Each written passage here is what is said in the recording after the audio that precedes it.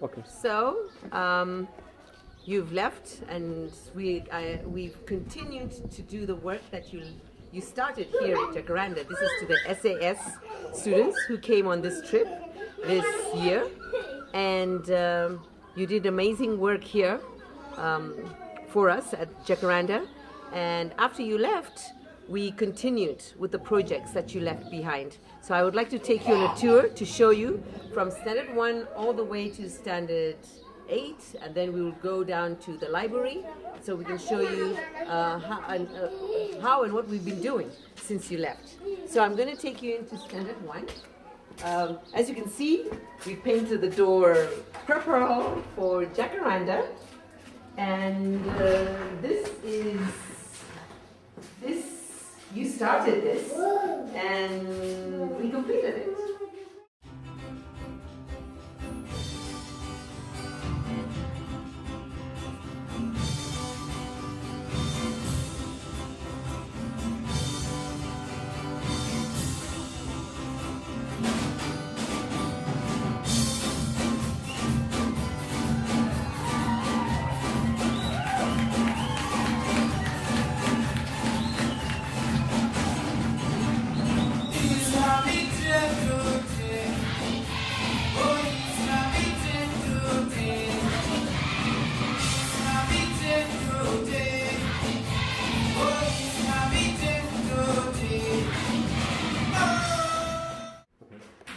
This is the standard 3 classroom. It's kind of a dark room because there's no windows for natural lighting. So while SAS was here, they worked on getting the walls all painted light yellow so that it's a lot brighter in here. And we actually ended up painting all of the classrooms that color. And you'll see up here, in standard 1, Yuri wrote standard 1 over the board, and we copied it in every single classroom just to sort of brighten things up. And I think they've actually copied her color scheme and pattern exactly in every single classroom because they liked it so much. Get these animals. The animals, SAS wanted to do a lot more painting, but they weren't able to while they were here. And Lindsay Haskell, another SAS student, actually suggested, why don't we paint animals on the walls of all the classrooms, just to sort of bring some more life and some more Africa, because they're all African animals, into the classrooms. So we just continued with painting in every single room, not just the ones SAS was able to get to while they were here.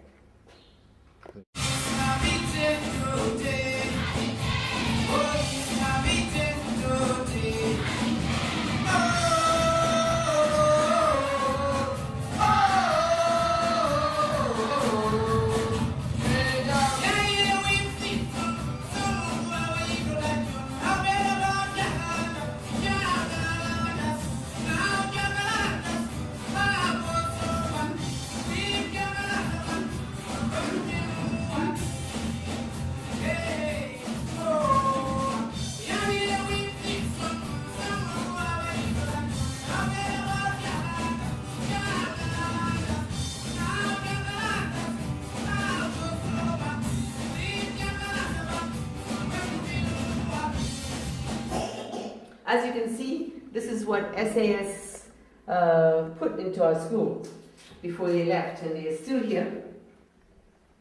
But we are still in need for posters and you know, all sorts of learning materials to put on our bulletin boards and to decorate our classrooms.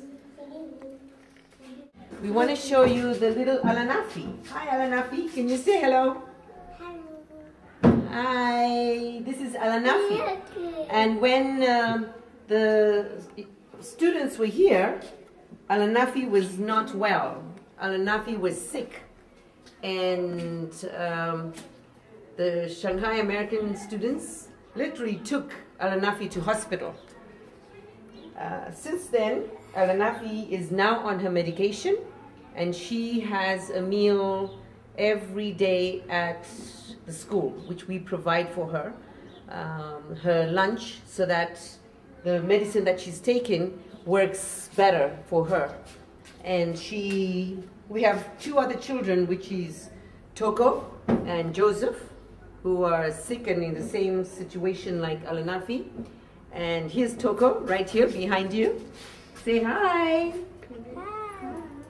And Toko is another of our students that has lunch at the school. But going back to Alanafi, as you can see, she's healthy and is attending school every day.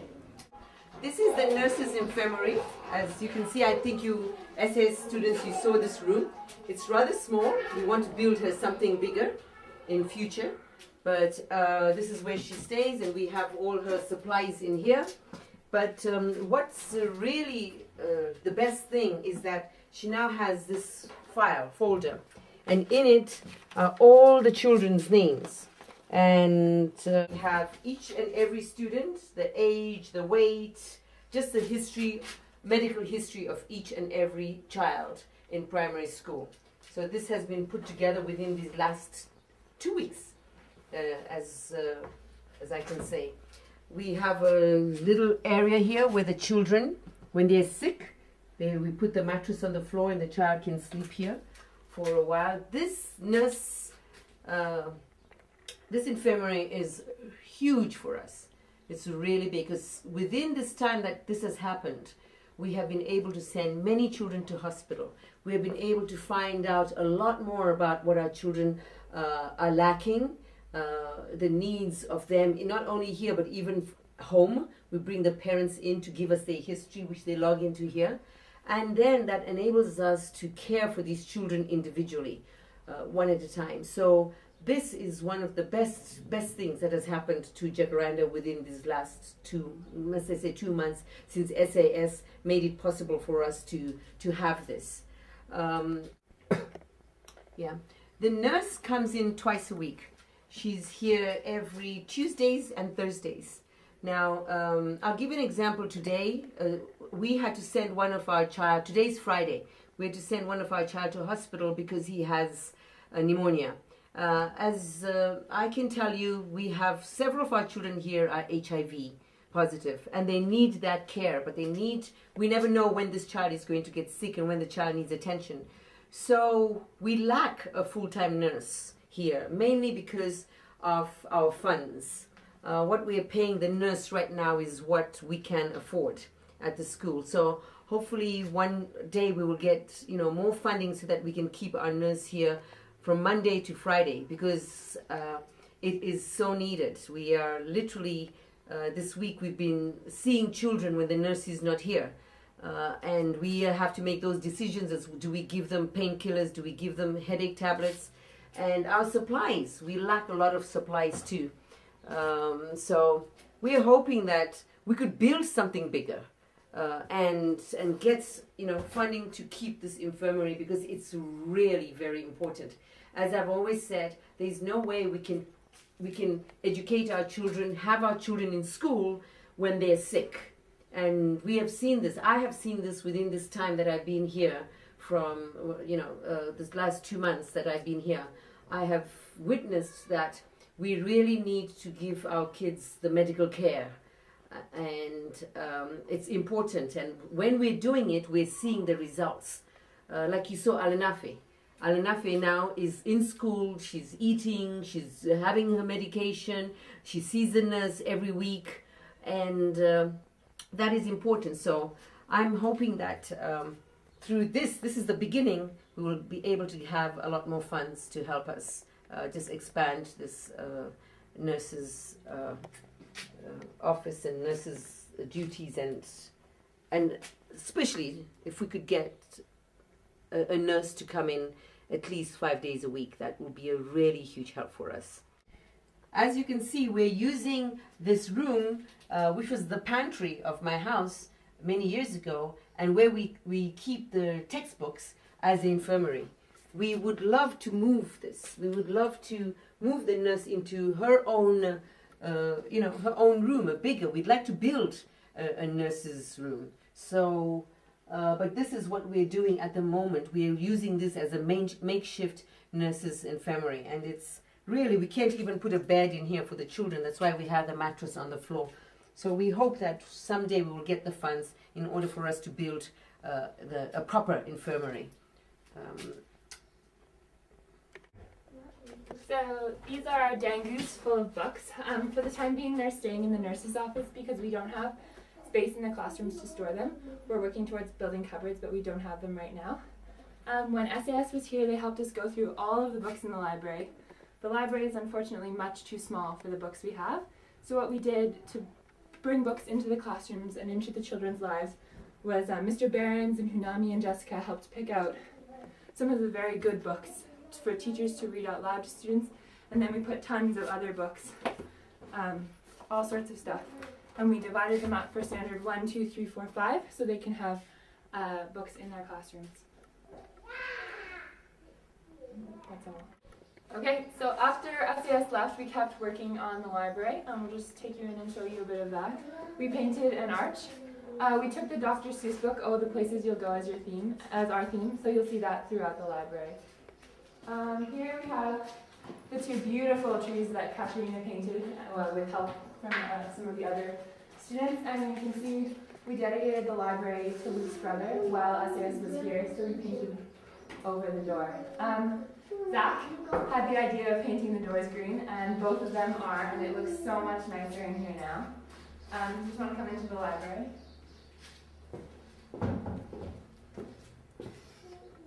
So we did a lot more painting in here. Jim and Esmeralda and Chipidiro painted scenes from the book, Oh, the Places You'll Go, all over the place, and window toppers.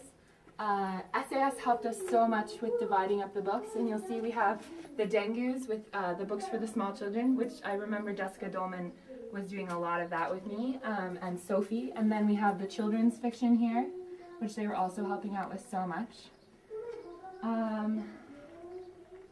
When I was here, we kept moving nonfiction and adult fiction, but we finally found places for all of it. We have children's nonfiction, advanced nonfiction, and young adult fiction over here. You'll also see right behind you, there's more scenes from the book, Oh, the Places You'll Go, which was actually a book that Sophie, who was on the SAS trip, donated to us, and we have it right up here kind of as the mascot for the library now. So thank you so much for your help getting the library going. It's pretty much done now, and it looks so much better than it did before you guys got here. How have the children started using the library, and how did they react when they saw the new library? We've had a few classes come into the library so far. Standard 1 was here, and they were so excited, but they were also so well behaved. Unfortunately, kids can't use the library outside of class time yet because we don't have a librarian to work in here. No one's been able to check out books or take them home or anything because we just have no system to keep track of them. So that's something we're really hoping to get, because there's no point in having this beautiful library if the kids can't be using it on a regular basis and taking books home and improving their English that way.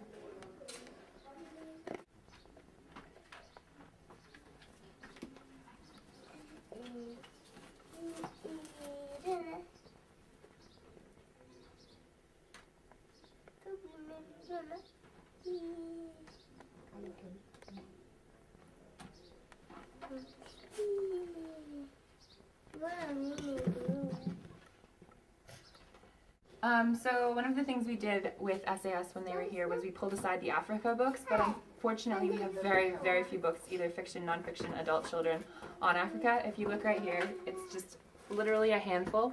We're really working on getting some more books by next year, because it's important to have books that are about what's happening here in Malawi and what's happening in Africa. And it's really nice for the kids. So more Africa books would be great. So when SAS was here, we filled this room full of textbooks, but it's not weather secure, so we've moved the textbooks and we filled it with all our sports equipment, including some of the little balls that SAS brought us when they were here, and other stuff that's been donated over the years. The balls from the Chinese ambassador, the frisbees that SAS brought, the football that Zach Barron's donated. I don't see where it is right now. But so now we have an actual room to store all the sports equipment in. In the sports room, we're also storing the extra skipping rope handles. SAS bought us so many when they were here, and they've been such a hit. I don't think I've been out for a single recess since SAS left where there wasn't someone, well, usually multiple kids, skipping. And we have so many, it's so nice. I don't know, it doesn't happen. Goodbye, goodbye, goodbye.